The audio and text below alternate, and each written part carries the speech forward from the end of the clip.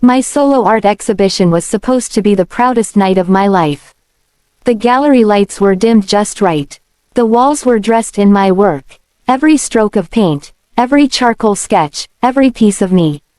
Guests drifted from canvas to canvas, sipping wine, murmuring praise. Daniel stood beside me, proud and smiling. He always believed in me, even when my family didn't. That night was a celebration of my growth, my grit, and my independence. But my family, they had other plans. It all started 3 weeks before the opening. I had just come back from a framing store when Mom called out from the living room. "Ava, can you sit for a moment?" Her voice was soft, too soft. That voice she used when she was about to drop something I wouldn't like.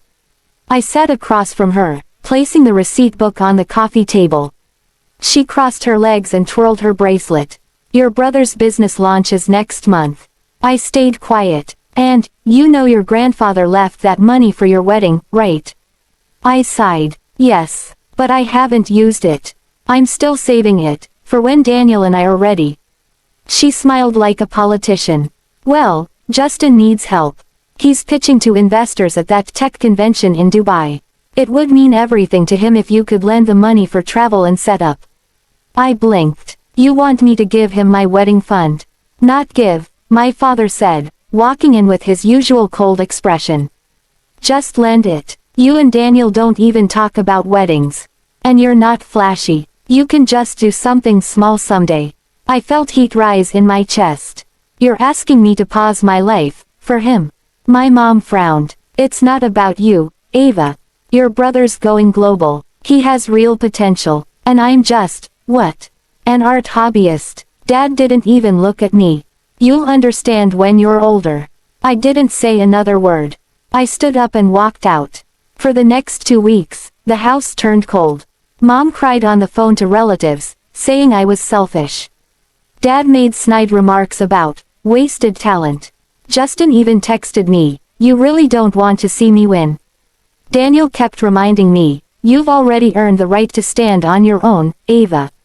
Don't give that away." So I held the line. I didn't expect how far they'd go to get back at me. The night of the showcase, the gallery was full. My name was printed in bold letters on the banner above the entrance. People I didn't even know were admiring my work. Then, just after the press photographer snapped a picture of Daniel and me in front of my biggest piece, I saw my father walk in. With Ethan, my ex-fiancé, the man who cheated on me during our engagement and left me humiliated. Daniel's hand tightened around mine. I froze. Ethan smiled like he belonged there, holding a glass of wine, dressed like he was still the golden boy my family wished I'd married. I turned sharply to my dad, who walked up like he had nothing to explain. "What is he doing here?" I hissed under my breath. "You should at least greet him," my father said plainly. "He came to support you." "Support me?" I laughed, bitterly. "He's not even supposed to know where I am." Mom appeared behind him, looking like she'd staged the whole moment. "You were always good together," she whispered. "We just thought, maybe seeing him again would remind you of what you had."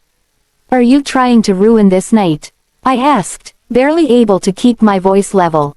Dad leaned in and said coldly, "We're trying to save you from a mistake." Daniel stepped forward. "Excuse me, sir, but this is Ava's show. She worked hard for this moment."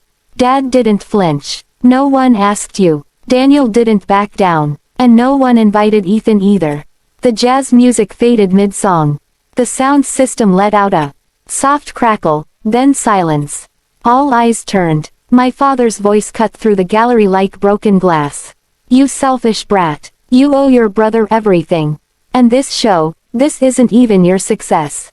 It's ours." My hand froze mid-reach for a glass of wine. Daniel turned instantly, stepping between me and my dad. "Sir, please." But my father had already gripped my wrist tightly, his face red, his breathing heavy.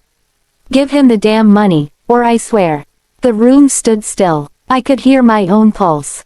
Then it happened. He slapped me. A sharp, open-handed crack across the face. My earring flew across the floor. My cheek stung. My head snapped to the side and time just stopped. Gasps echoed through the crowd.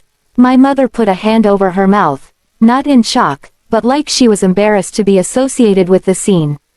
Justin chuckled awkwardly and took another sip of champagne, standing beside Ethan like nothing had happened. Daniel caught me as I stumbled slightly. He touched my cheek gently, his hands shaking. "You just hit your daughter," he said, barely holding in his rage. "On her own exhibit night. She brought it on herself," my father spat. "Ungrateful little thing. We raised her, and this is how she repays us." I stood still, one hand against my burning face, staring at a man who just shattered every hope I had of reconciliation. I didn't cry. Not yet. I looked Daniel in the eyes and whispered, "Let's go." We walked out of that gallery hand in hand, leaving behind the whispers, the wide eyes, the disgraceful silence. Outside, the cold air stung worse than the slap. But inside me, something had changed, something irreversible. They had tried to steal my moment. To humiliate me publicly. Fine. They wanted to destroy my future. Then I would take back everything they took from me. The next morning, my cheek was sore and swollen. But what hurt more was the silence. No messages. No missed calls. Not even a lazy apology text. Not from Mom. Not from Justin. Not even from my father. They all pretended nothing had happened. Daniel stood in the kitchen making eggs and coffee, but I could see the tension in his face. The clench in his jaw when I winced touching my face. He placed the plate gently in front of me. "You need to do something, Ava," he said softly. "This wasn't just a slap. They're never going to stop until you stop them." I nodded slowly. "I already have a plan," I said. I got up from the table and walked over to my locked file cabinet in the hallway. I opened the bottom drawer. Inside was a thick manila folder I hadn't touched in years. It held something my parents never thought I'd remember. But I had. It wasn't just the wedding fund Grandpa left me. It was his house. The one my parents still lived in. Before he died, my grandfather had pulled me aside one summer afternoon when I was still in college. He handed me the documents quietly and said, "One day, they'll forget who you are. They'll treat you like you're less. When that day comes, I want you to remember, you have something they'll never take." Back then, I didn't get it. I thought he was being dramatic. But now I understood everything. I slid out the folder and opened it. There it was. The deed. Owner, Ava Jennings. Signed, stamped, sealed. My heart beat louder in my chest. They had no idea. They thought it was in my grandfather's estate. Or maybe they assumed it went to them after the will was handled. But Grandpa had skipped all of that. He'd transferred the house directly to me in a quiet legal transaction before his health declined. They'd been living in my house all this time. And now I had a lawyer. Her name was Lenora, a small, fierce woman with a voice like iron and the patience of a saint. She picked up on the second ring. "Ava," she said warmly. "Is this about the deed your grandfather left you?" "Yes," I said, my voice steady. "It's time. I want to enforce it." "Good," she said. "Let's remind them what they forgot.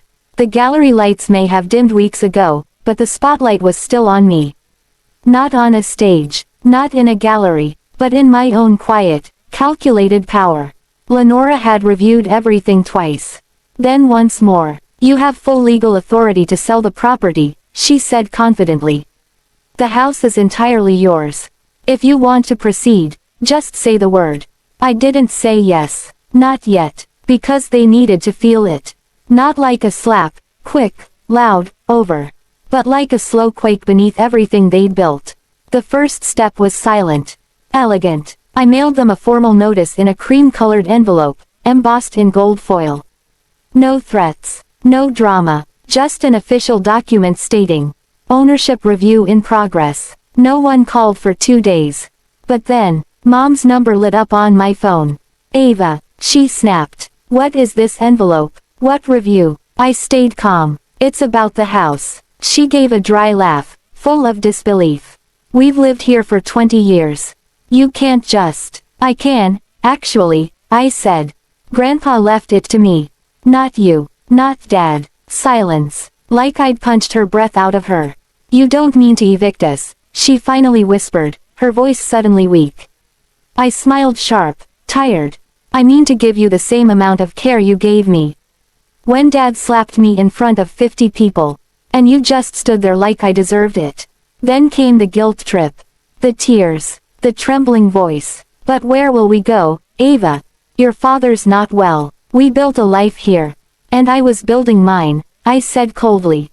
Until you tried to gut it for a beach wedding, and stood quietly while your husband hit your daughter like she was trash. That's when the screaming started. She called me ungrateful, a snake, said I was evil, said she wished she'd never had me. I waited. I let her say every ugly thing she'd ever hidden behind pearls and prayer meetings. When she finally went quiet, panting into the phone, I said only this.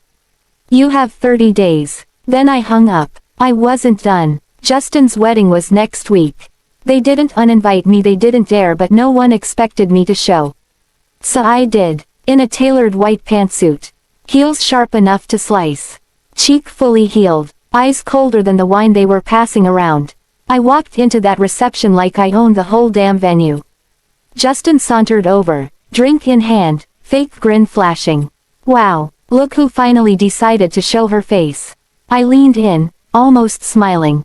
I hope you enjoy the honeymoon, I whispered. Because when you get back, Mom and Dad won't have a home to welcome you. He laughed, loud and dismissive, until he saw I wasn't joking. 2 weeks later, the final sale went through. But I didn't just sell the house. I sold it to a developer, someone who planned to tear it down and rebuild from scratch. No family memories, no sentimental preservation, just concrete and demolition. The notice was slapped on their front door in bold red letters. Property sold. Vacate within 14 days. My phone rang non-stop. Mom, Dad, even Justin. I didn't answer. Then they came to my new studio, tears in their eyes, anger behind them. They stood there on the sidewalk, outside the glass walls of my building, too ashamed to even come to the door. You think this is fair? Dad yelled, red-faced. No, I said calmly, stepping outside. But neither was humiliating me in front of my friends. Neither was choosing Justin over me for 28 years. He pointed a shaking finger. We gave you everything. You took everything, I corrected. Now I'm just returning that favor. They begged. For the first time in my life. They begged me. They didn't look back. Not once. Justin's SUV creaked under the weight of all their belongings, boxes, luggage, even the family portrait that used to hang in the hallway like a shrine.